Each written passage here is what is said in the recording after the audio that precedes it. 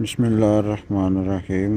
अस्सलाम वालेकुम रहमतुल्लाहि व बरकातुहू। उम्मीद करता हूँ दोस्तों आप ठीक ठाक होंगे, खुशबाश होंगे। दोस्तों आज हम आपको दूध वाली सेवियाँ बनाना सिखाएंगे। दूध को हमने उबाल लिया और तकरीबन 2 बार हमने दूध को उबाला दिया। 1 केजी दूध है हमारा और अब हम इसमें सेवियाँ जो हैं वो तोड़ के डाल रहे हैं।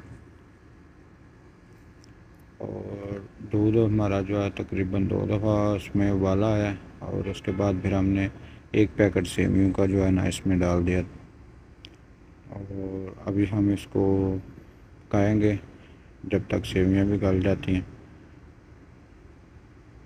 और इसको जो है वो हिलाते रहेंगे ताकि हमारा दूध जो है वो नीचे जलने ना पाए बर्तन में। इस तरह हिलाते रहेंगे और सेवियाँ भी हमारी यहाँ पक जाएंगी और दूध भी हमारा जो है वो जलेगा नहीं। तो दोस्तों ये तकरीबन इस तरह पकाने से 4 से 5 मिनट के अंदर अंदर ये पक जाती हैं।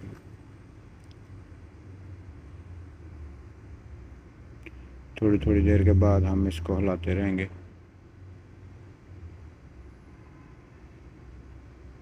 तो दोस्तों अगर आपको ये हमारी वीडियो अच्छी लगी तो हमारी वीडियो को लाइक करें, शेयर करें और हमारे चैनल को सब्सक्राइब करें। आपका बहुत शुक्रिया।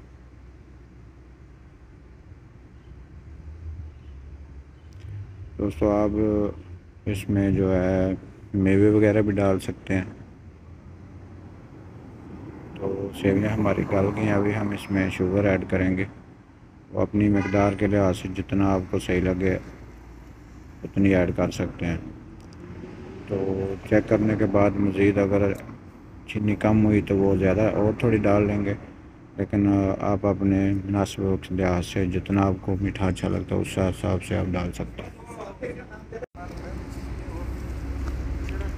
अल्हम्दुलिल्लाह दोस्तों हमारी जो है चीनी भी ठीक है और दूध हमारा जो है वो खुशक हो चुका है। सेवियाँ हमारी गल चुकी हैं।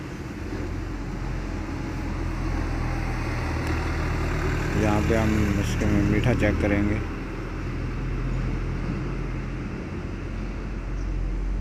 तो दोस्तों चीनी हमारी जो है वो बिल्कुल सही है, इसमें कोई प्रॉब्लम नहीं आई, यानी ज़्यादा नहीं है। ठीक है, हमारा जितना हम मीठा चाहते तो उतना ही है। अगर आप कम इस्तेमाल करना चाहते हैं तो आप कम कर सकते हैं।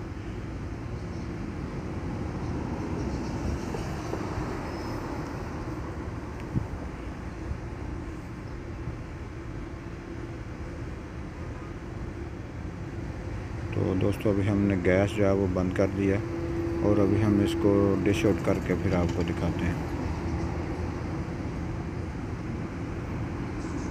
हमने इनको प्लेट में डाल दिया और प्लेट में डाल के फिर हमने इनको फ्रिज में रख दिया था ताकि थोड़ी देर ठंडा हो जाएगा। उसके बाद फ्रिज में रखने के बाद फिर हम इनको इस्तेमाल कर सकते हैं।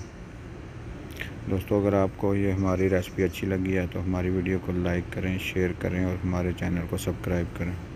अस्सलाम वालेकुम रहमतुल्लाह।